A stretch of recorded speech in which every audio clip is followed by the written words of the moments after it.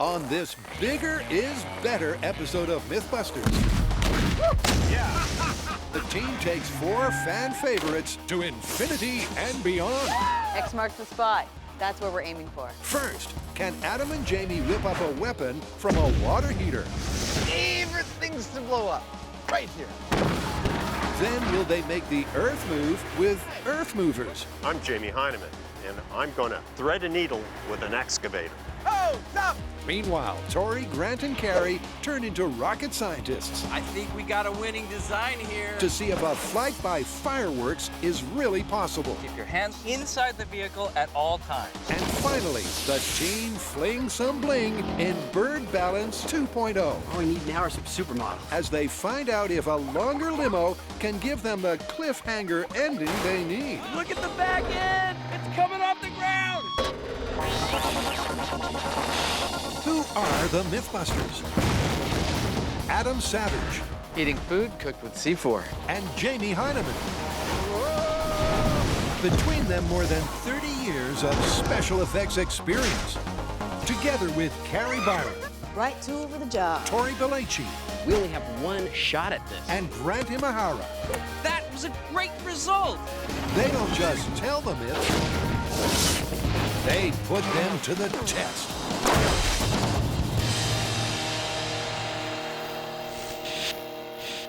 Buckle up, because on MythBusters, revenge is a dish best served hot. So Revenge of the Myths, what's that about? In this episode, we are working off suggestions from fans for stuff that we've already done that we didn't necessarily mess up, but they have a suggestion of a way we can bump it up a level, ramp it way up. Like what? Hot water heaters. Fans love it when we blow them up. And they've noticed that they make fantastic rockets when you point them vertically. But now they want to know what happens if we point them horizontally. What kind of cannon would a hot water heater make? I like that. All we have to do is take one out to the bomb range, strap it down, shoot it at something, and see what kind of mayhem it causes. That's exactly what I was thinking. Ever since the very first tank-turned torpedo, water heaters have become a MythBusters favorite. And the new fan request is this.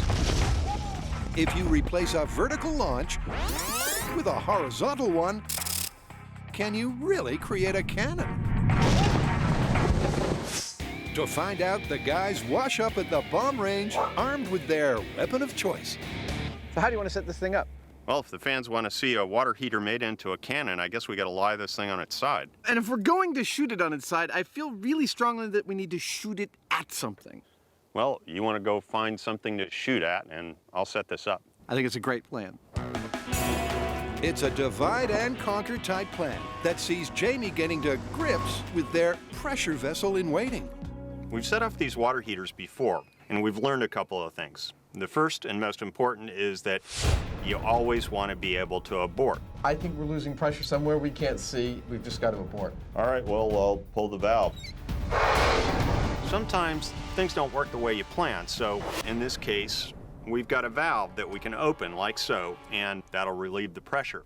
The other thing that we've done is that we put a couple of pressure sensors here, so we'll always know exactly what's in this tank, and we won't approach it unless these things are saying 0 or unless we've opened the valve.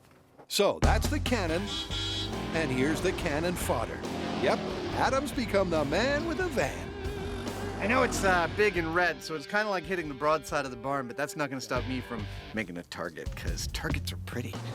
And with the target taking shape, that just leaves the lock and load, a process which starts with the addition of 30 gallons of water My favorite things to blow up, right here. and ends with the unit being hammered into place. Pretty solid. With a mini bulldozer parked in place to further contain the cannon, the heater gets powered up. Hey, it's starting to go, isn't it? It is. I can hear it. And so begins its journey to destruction. Shall I walk you through exactly what's going to go down here? Actually, I think it's pretty clear what's going to go down here. I think my work is done. But for any of you at home worried your water heater might also go ballistic, here's some reassurance. Why doesn't this happen in your house every day? Quite frankly, because they've designed it not to, and here's how. First, they don't restrict either the inlet or the outlet ports of the hot water heater. So that's one place the overpressure can go. Secondly, there's a thermostat in here, which, when the hot water heater's temperature gets too high, shuts off the power to both heating elements until the water heater cools down. Thirdly, and perhaps most importantly, is right here, when you install a hot water heater, you must install an overpressure relief valve. That means when the pressure in here gets too high, it goes and releases the water, thus releasing the pressure from the canister. Needless to say, the MythBusters have disabled all of those features, which is why they've gone to hunker in the bunker. All we do now is wait. It's about halfway there, about 150 psi. I love this part. It kills me. In spite of all the explosives that we use, water heater explosions are the most exciting.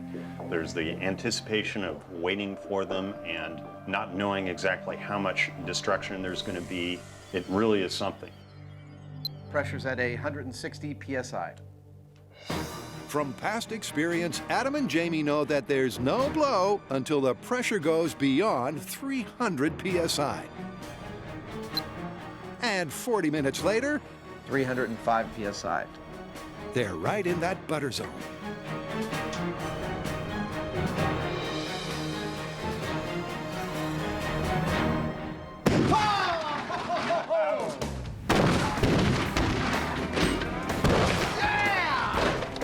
That was awesome! That was. I totally did not expect we would knock over that truck. In fact, I would have bet against it.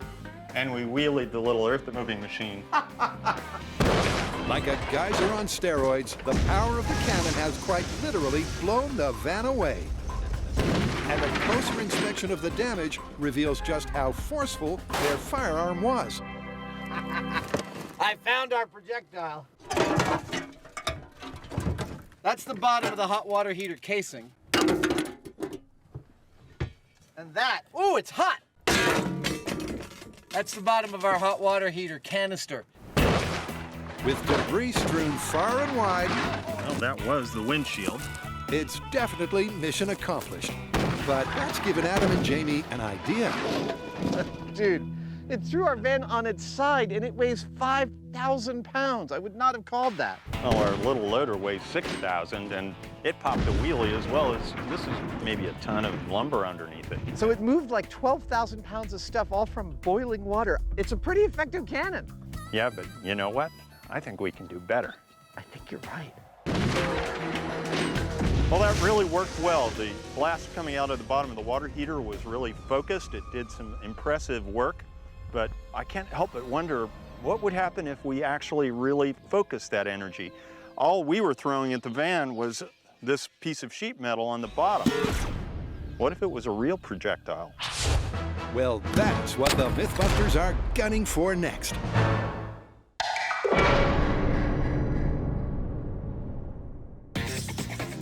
Next up, a blast from the past. Okay, so what have we got?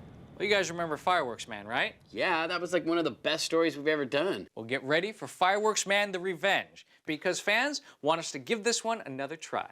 To see if we can get a successful launch? Exactly. Fireworks Man told the story of a pyro pilot who flew 150 feet courtesy of 500 skyrockets. But when Carrie, Tori, and Grant put it to the test, their small-scale flight wasn't promising. And their large-scale launch was even worse. But fans want this tall tale tackled again. Okay, so people were disappointed with our flight vehicle the first time around, arguing that if it were a little more slick, it would have gone the mythical 150 feet. I get that, but let's not forget that this was something the guy built in his garage. It was never gonna be some carbon fiber, super aerodynamic thing. Right, but that's what the fans want. This time, they want something a little more sophisticated. All right, well, why don't we figure out what we did wrong last time, fix it in small scale, and then take it to full scale? But this time, let's throw some heavy-duty rocket science into it. NASA? Yeah. So, step one in Fireworks Man 2 is to work out what went wrong. And Grant's already got that sorted. So the first time we tried this, we had two problems. One, The curvature of the surfboard caused lift, which caused us to exit the ramp early. Second problem, Buster's center of gravity, which is this line right here, is above the center of thrust, which is this line right here. Now, for maximum stability, those two should be right on top of each other. Indeed, they should. But because the thrust and center of gravity weren't in line, the launch was never going to be neat. Add the curved board, causing premature lift, and it's no wonder that the rig went belly up. So, what's the solution? Now, to combat this, what we're going to do is replace the surfboard with a straight plank and move Buster down so that his center of gravity is exactly in line with the center of thrust. In charge of making those improvements is Tori, who not only addresses the two pivotal flight path problems, Oh, Tori, that's amazing. Ah, thanks, Carrie. but also adds a couple of stability upgrades of his own. All right, so these are the changes that I've made. I have lowered the center of mass so that it is in line with the center of thrust. Plus, I've added a nose cone to make it more aerodynamic. I'm also adding larger stabilization fins. Last time, our fins were too small and it went out of control. So now that the model is done, we're gonna take it to the wind tunnel and see if this is aerodynamic enough. Last time round, there was no aerodynamic testing at all. Wow! It did something! So this time, they're going to the other extreme, a top-of-the-range wind tunnel owned by NASA. Kind of like Men in Black, huh? Once inside, they pivot their model at its center of gravity. It's looking great. If the model stays put when the wind test starts, then their design is stable. But any deviation, and it's back to the drawing board. All right, we're set. Okay, let's turn on the wind tunnel and see what happens. Bring on the wind! Under the watchful eye of expert Steve Smith, the 50-knot wind gets fired up. But their hopes go down. Pretty stable. Steady as a rock. Wait. Fireworks man. Oh, that's what happened last time. All right, so it looks like Fireworks Man is not stable at all. Yep, flipping a 180 and then wobbling in the wind is about as unstable as it gets. What if we put the rockets in the back? That's all I'm saying. So we just tested the new design for our Fireworks Man in the wind tunnel, and so far it is not looking very aerodynamic, but we're not gonna give up. We have bigger fins, hopefully that'll give us stability, and that'll be the winning model design. And with those bigger fins glued in place, it's time for test 2. Where this time, things are looking solid. It's working. Looks good. So if it really is stable, we should be able to nudge it a little bit, and it should restore back to its original flight plan. Don't nudge it too much. Hey! That's stable. That's awesome. I think we got a winning design here. So I'm standing here in 60-mile-per-hour wind, and as you can see, our Fireworks Man model is stable. The bigger fins have solved our instability. We've also gotten rid of the curved surfboard, and we've solved our thrust line problem. I think all we need to do now is put some rockets on it and see how it flies.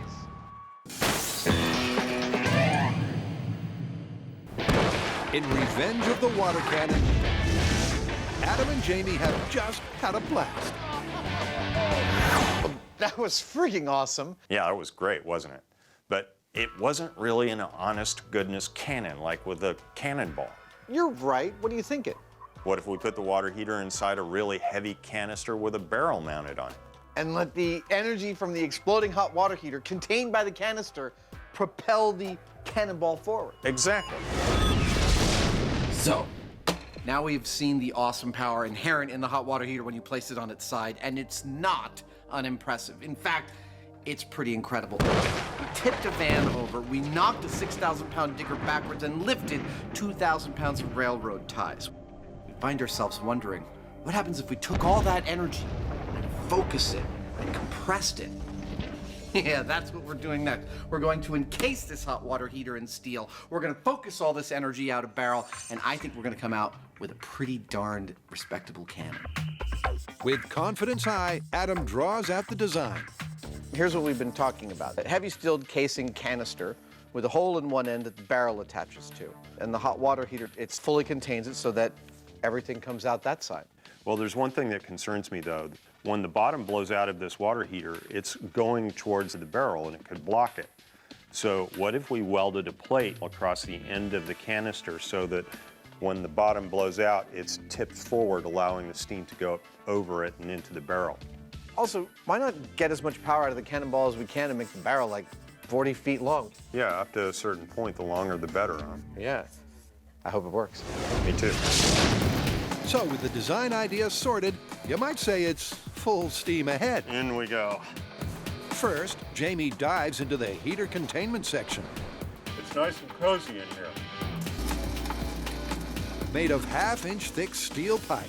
It should be strong enough, but Jamie's taken no chances. We've taken 3 heavy passes with the welder on this side of the flange, and we're going to do the same on the other side. It may seem kind of overkill, but we've seen what these water heaters can do. Meanwhile, Adam's taken aim with both barrels. For the barrel, I'm using 2 20-foot lengths of Schedule 40 pipe. That's good. That 40-foot length should give my cannonball plenty of time to go as fast as possible.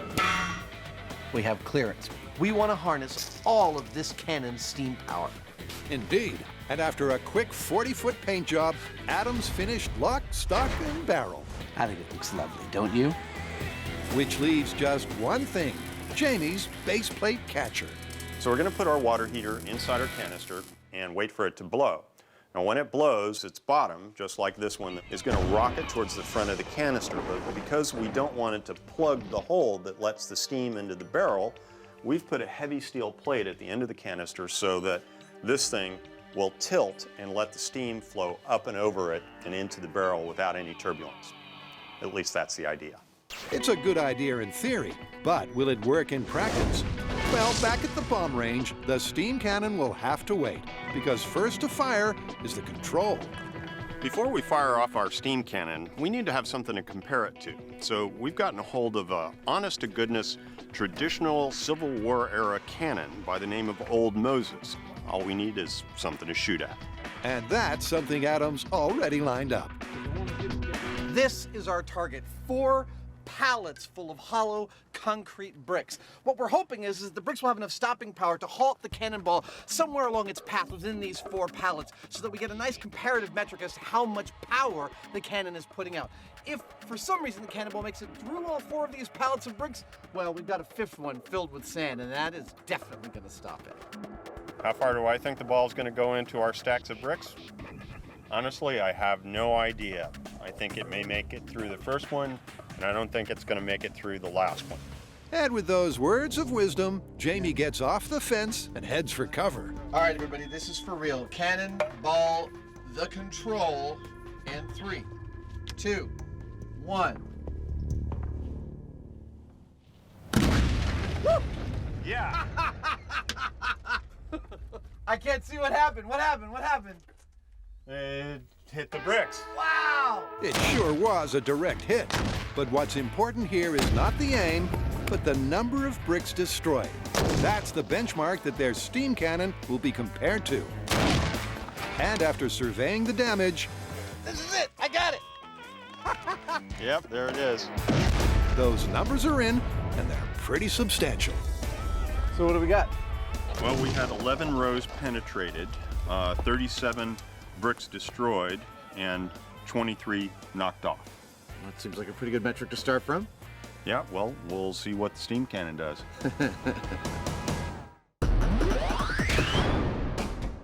At NASA's wind tunnel, Bring on the wind! the new and improved Fireworks Man is riding high. I think we got a winning design here. Because in a head-to-head stability test, version 2.0 has trounced their original design. That's awesome! So now, the team has headed to the middle of nowhere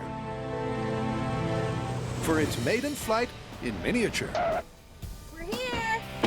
Ready for science. I am so glad we are revisiting Fireworks Man. Now we're going to test our small-scale Fireworks Man. So far, we've taken it to NASA, we've made a more aerodynamic design, and next we're going to launch it off into the desert. We laid out our course with a marker every 10 feet up to 100 feet. This is going to tell us 2 things. 1, the distance our model travels, and 2, if it flies straight, which hopefully it does. It's time for launch. All right, so the model is all wired up. Okay, here we go. Everybody clear? This This is Fireworks Man in 3, 2, 1.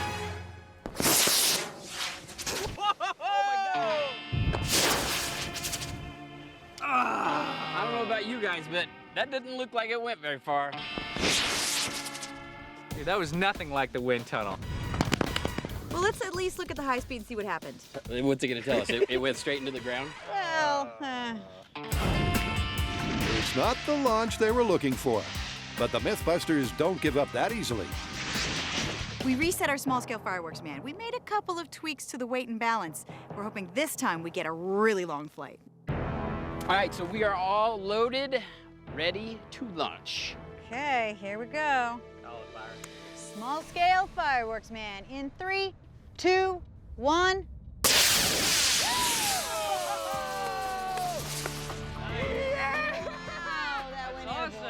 Oh! I don't know about you guys, but I would say that's a successful launch. I mean, that thing went at least 300 feet in the air. Yeah, and I think we got at least 150 feet in distance. You know, it could have got a little straighter, but this is definitely worth moving on from. Yep, I think it's time we take this full scale. Yeah. Me too. This launch was such a phenomenal success that now its Big Brother beckons. A Big Brother that will also use fireworks for thrust, but will it also fly straight and true? Let's go to work. Well, back at the shop, it's time to get building. Tori focuses on the full-size flight vehicle, complete with its large wooden fins That should hold. and gurney-inspired passenger capsule. Meanwhile, Grant gives the ramp a revamp. Now, when we first tried this, we had a minor problem, and that was we had a trolley that our shuttle was riding on all the way up the ramp, but it separated prematurely. That is not gonna happen this time because we're doing away with the trolley, and we are integrating our wheels directly into our launch vehicle. So it's gonna travel all the way up the ramp, and by the time it gets to the end, it should be going fast enough that the fins take over and we get a straight launch. That's the theory, and after a solid day's rocketeering, it's almost time to put it into practice. But first comes the all-important test on the ramp That's awesome. and the patented MythBusters makeover. Best rocket ever. And with that, it's time to ship out This is gonna be so sick. to one of the most iconic MythBusters locations of all. Dude, look at this spot. I think this is perfect. We put the ramp right here. Fireworks Man goes launching off into the valley. I mean, it can't get any better than this. We're here at a rock quarry in Angel's Camp. Now, we've been here before. In fact, we blew up our cement truck here. We've pushed cars off of cliffs here. Now we're seeing if over 500 skyrockets is enough to send a man 150 feet in the air. It's time to put this myth to the test again. But first comes the on-site setup, starting with the ramp. All right, why don't you bring that forklift in? Which, once out of the truck, is raised up to a perfect launch angle of 50 degrees. A little more. Stop. All right. That looks good. Then the ramp secured in place so that it should withstand the full force of launch without falling over. This feels pretty solid, man. I think we're done. All right, let's get the fireworks, man. Next, Buster gets dressed for success And look at that. Yeah! Woohoo! and strapped into the hot seat. Remember, keep your hands and arms inside the vehicle at all times. A quick balance check later, That's pretty good, right? and all that's left are the fireworks. All 500 of them. So we're gonna be launching our fireworks, man, with this giant bank of skyrockets. Now these skyrockets can go up to 1,200 feet, but that's without a load. We have a 300-pound load. Now remember, they only burn for 3 seconds, so hopefully that'll give us enough time to build up enough thrust to get our fireworks, man, to go over the 150-foot mark that we're looking for. This way we can confirm this myth. It's the same number and type of rockets they used last time. But will the result be the same too? 1, 2, 3. Carrie thinks not. We have absolutely fine-tuned our fireworks man. We have bigger fins. We have it balanced so that our center of thrust is right through our center of mass. We've improved upon our sled. We've improved upon our ramp. In fact, I have a feeling that with the rockets that can totally overcompensate for the weight of the sled, we're gonna have this thing flying far and straight. Confidence may be sky high, Hey, check it out. X marks the spot. That's where we're aiming for. but the team is still taking precautions. Just to give you an idea how dangerous this experiment is, we had to bring in a bomb tech, a pyrotech, the sheriff's department, NASA, and the fire department, because in a few minutes, we're about to have a flying, flaming, potentially exploding man go off that ramp. Here on MythBusters, you can't be too careful. Ain't that the truth? And with everyone retreated for safety, it's go time. Are you guys ready for this? Think so. Yep. All right, here we go in 3, 2, 1.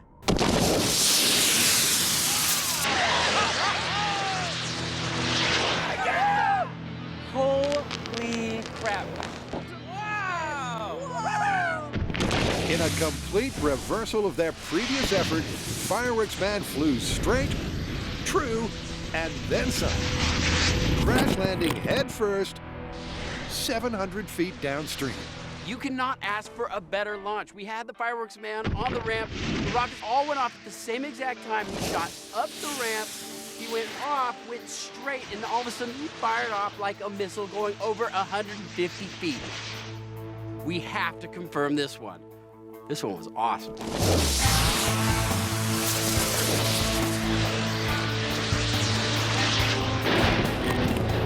So it looks like the adjustments that we made paid off. I mean, we got a much stabler flight and it went a lot further. So the physics are confirmed. Yeah, it's confirmed, but you know what? Falling from that height even into water, survivability, is questionable. All right, confirmed, just not very smart. Confirmed. Yeah, confirmed but dangerous. Don't try that one at home, right?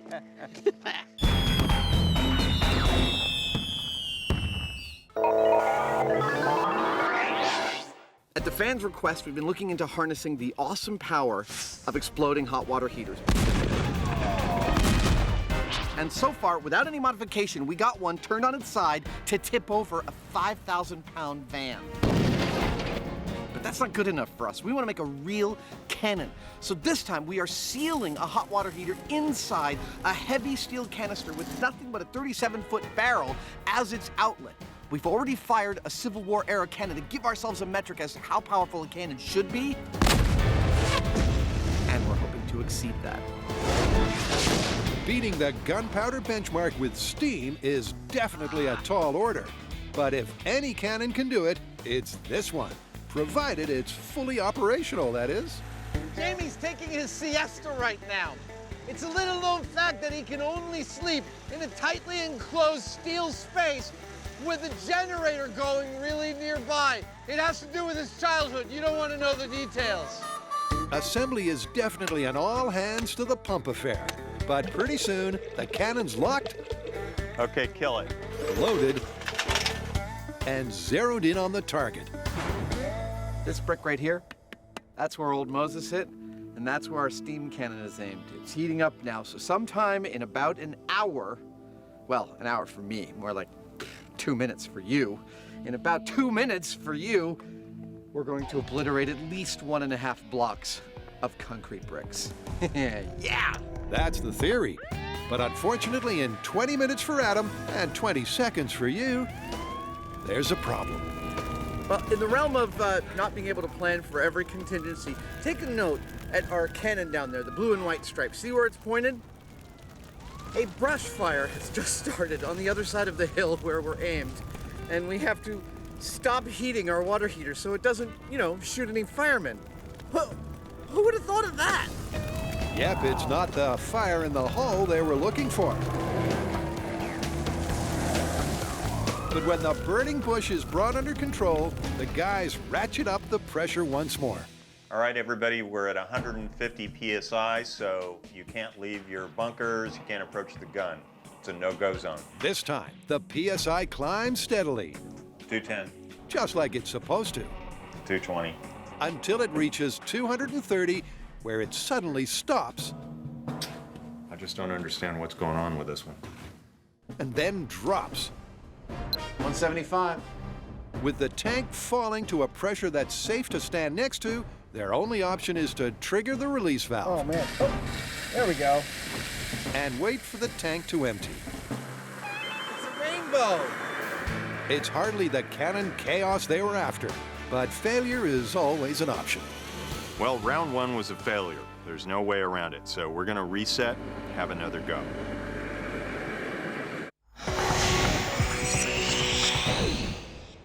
Next, in Revenge of the Myth, is another tall story. Okay, so what have we got? Bird balance. Ah, yeah, that's the one where the bird lands on the hood of the precariously balanced car, causing it to tip. Yes and no. Yes, that's the myth, but no, it can't. Do people dispute that? No, but they have a good suggestion that they think is gonna send this myth to the max. What's that? A limo. Oh, that's a good idea. A limo's longer than a regular car, which means the tip of its hood is further from the pivot point, and therefore, it should be easier to send it over the cliff. The last time the guys tested this classic car cliffhanger, 2 pigeons, not happening. only a farm load of poultry could get the car to pivot.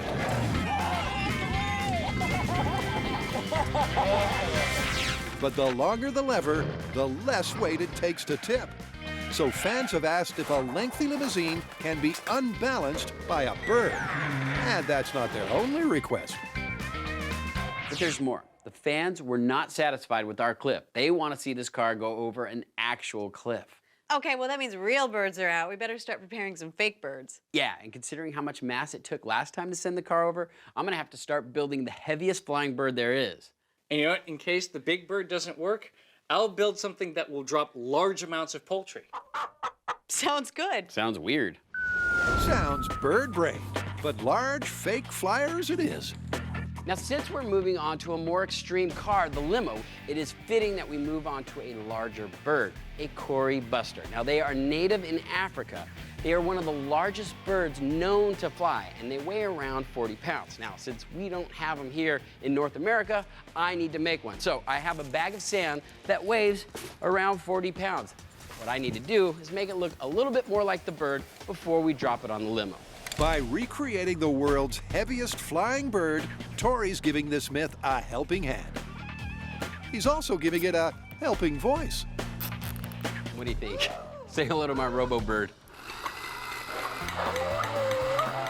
Tori's avian animatronics is firing on all cylinders, Good Cory buster. but it won't be flying solo. So the challenge that we have next is that we've got the car, a longer car, on the edge of a 300-foot cliff. We can't just reach out and put our bird on the tip of the hood. So we've got to do something else. Here's what I'm kind of thinking.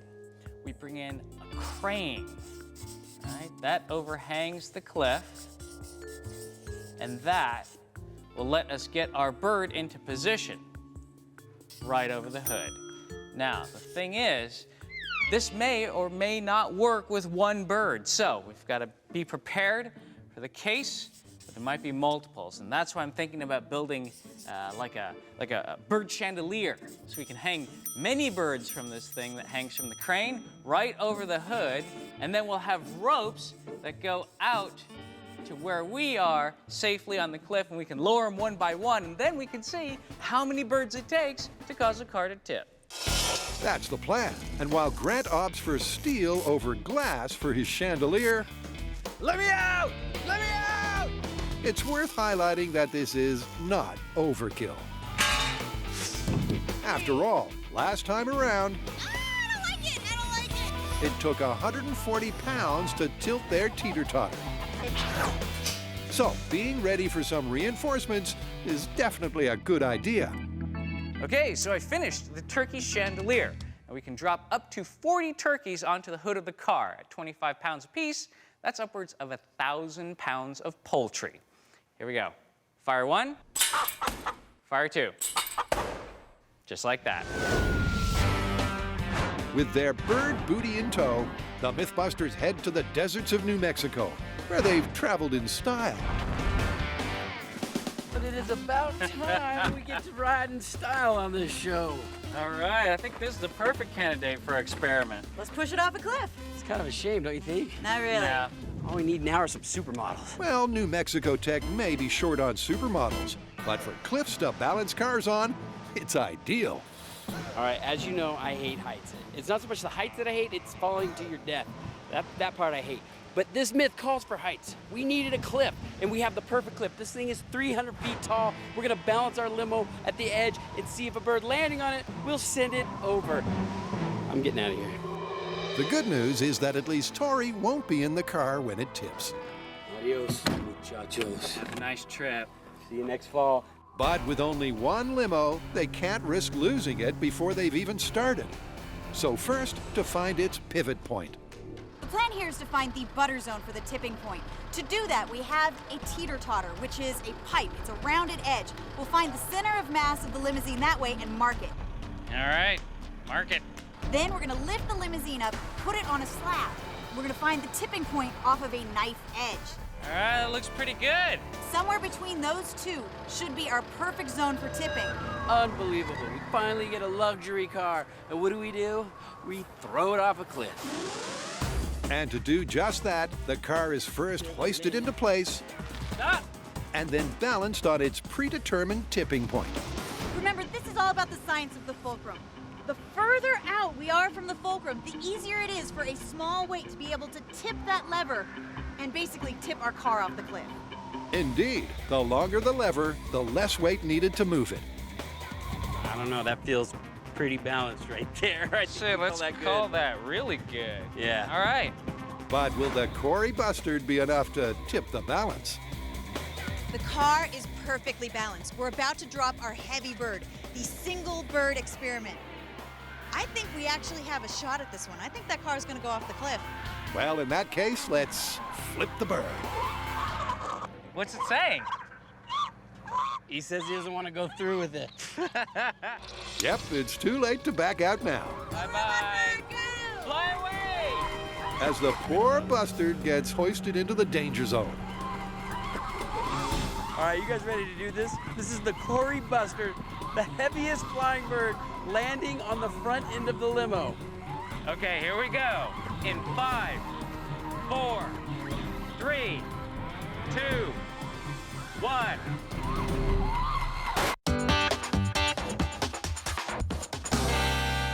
With cannons behaving chaotically, it's time to switch gears. Remember excavator exuberance? I do. We tried rowing, water skiing, and climbing, all based on YouTube videos, and it turned out you could do all those things. Right. But But the fans wrote to us and said, with all that time and practice with those beautiful big excavators, why couldn't we have come up with our own crazy thing to do with them?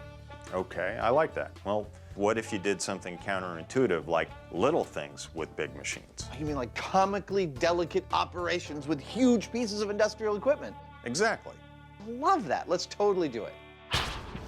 Last time round, Adam and Jamie's excavator viral videos were 3 for 3.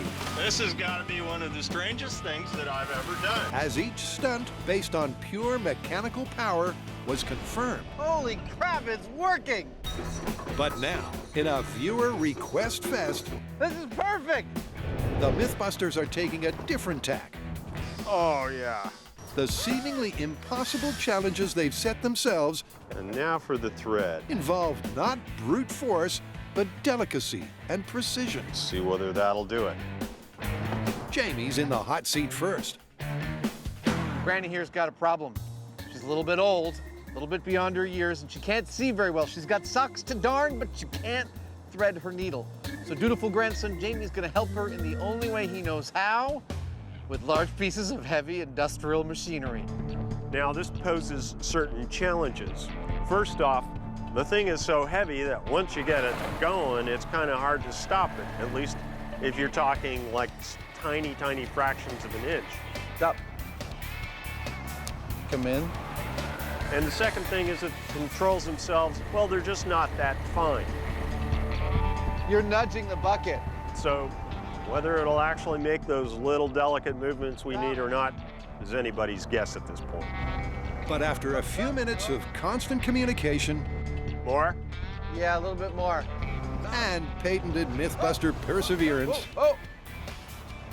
anybody's guess Ah, so close. turns into mission accomplished. Oh, stop! We might have gotten it. Yes, it's in! Yeah! Pull it through! Don't believe it? Check this out. That is one threaded needle with an excavator. Nice work, Granny. Now you can get back to work on my socks. That was James Heineman. Using a diesel-powered 38,000-pound hydraulic excavator, Jamie threaded a needle with surgical precision. Question is, can Adam pull off something more impressive? Let me walk you through how this is going to go. I'm going to try and pour a glass of wine from this bottle into this glass using that excavator. I've got an attachment on the bucket of my excavator that hopefully will allow me, with Jamie's help and guidance, to pick up this bottle of wine and tilt it. When it is properly aimed over the glass, I'm going to pull out a paintball gun and shoot this cap off the bottle of wine, hopefully releasing the wine into the glass.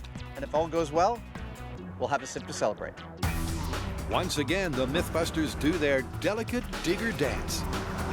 Am I lined up nice and level? Back just a hair. This time, easing Adam's wire arm over the bottle. Looking good. Yeah, you're clear.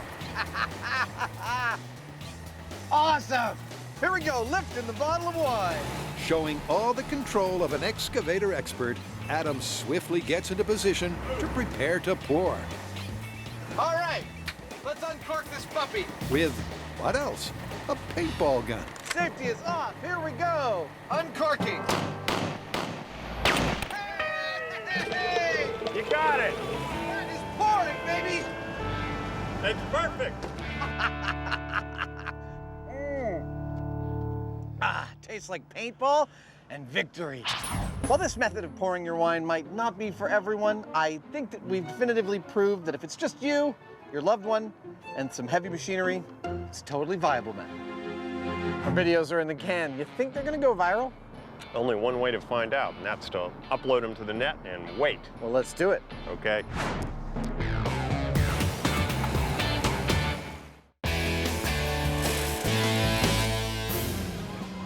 Precariously perched 300 feet up, the MythBusters limo is fixed for its cliffhanger finale. Let's let him stabilize for a second. But will the 40-pound bustard tip it over the edge? Okay, here we go. In 3, 2, 1. Despite the wind, it's a bullseye with the bird. But there's no shift to the slant. I thought it was gonna go. We had the advantage of the lever, the super heavy bird, and the wind going nuts. I can't believe it didn't tip. All right, let's get some more birds. All right, I got just a thing. Yep, it's time for Grant's reinforcements. This is the turkey chandelier.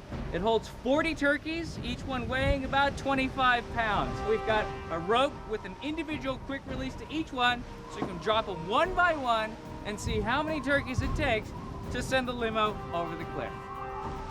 You guys ready for the turkey chandelier? All right, turkeys away. One by one, the out-of-date turkeys tumble into position on the very front of the hood. Smash the windshield. And just like last time, 7, 8, 9. 10. Oh, We lost him. 10. the number of birds the car can hold is taking everyone by surprise. It's amazing how much weight the car can take. In actual fact, it's not until there's 500 pounds of poultry 21, that the 22. limo starts to lean. Look at the back end. It's coming off the ground. 24. I think it's about to go. 25. All right, one more. Drop one more. 26. At last, we have liftoff.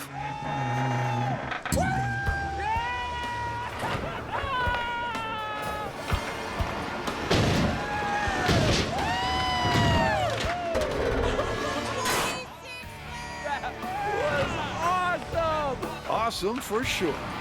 But one Corey bustard and 26 turkeys, or 700 pounds in weight, means that this myth is busted not once, but twice. Any way you look at this, it's not going to happen. For one, It's very difficult to get perfectly balanced on the edge of a cliff. And even if you are perfectly balanced, it's not gonna take one bird to send you over, or 2 birds, or 3 birds, or 5 birds. It's gonna take many, many birds. And even with a really long limo, it took 26 turkeys to send us over the cliff. This one is busted. Get out of here. Ugh. Importantly, Turkey. how are we getting home? That was our ride. Jive, turkey, turkey, jive, turkey.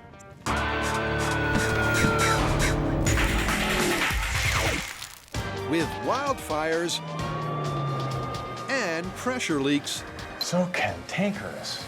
the water heater's first mission was a failure. It's a rainbow.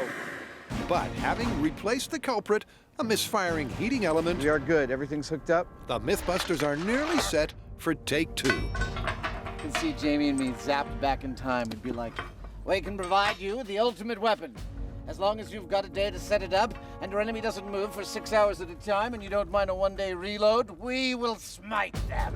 Luckily, it's not the efficiency they're testing, it's the cannon's power. Well, everything's bolted in place and the thing is heating up. Shall we get to safety? I think it's time. Well, this is the second time we're attempting to set off the hot water heater inside our closed canister cannon, and hopefully the results will be far more spectacular than the first time. I hope this works. Third time's a charm. Yeah, but this is the second time. What does that mean for us? Remember that should this cannon go off, 200, they'll compare the subsequent brick destruction 210. to their earlier Civil War cannon tests. There she is. And to ensure an accurate comparison, the distance between the barrel and bricks is identical, 26 feet. Things are starting to happen really quickly now. We're increasing about a PSI every 6 seconds. That's fast. This time with no spontaneous combustion 280, or strange pressure plummets, 290, things are finally cooking with gas. 300. 300 PSI? Yeah. 310. 320.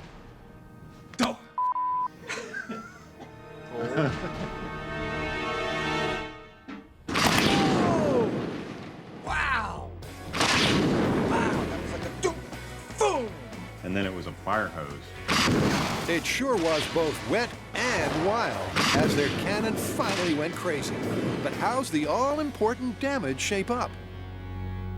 Wow. It doesn't look like it made it past the first pallet. I think that's the ball right there. Where's that? Where is it? Oh, there it is. Nice. Ah. That was really, really lovely. I'm a little sad that it didn't go farther, but it still went respectably deep. Respectably deep is right, because while it may be true that the steam cannon had less destructive power than its gunpowder counterpart, the damage is dramatic.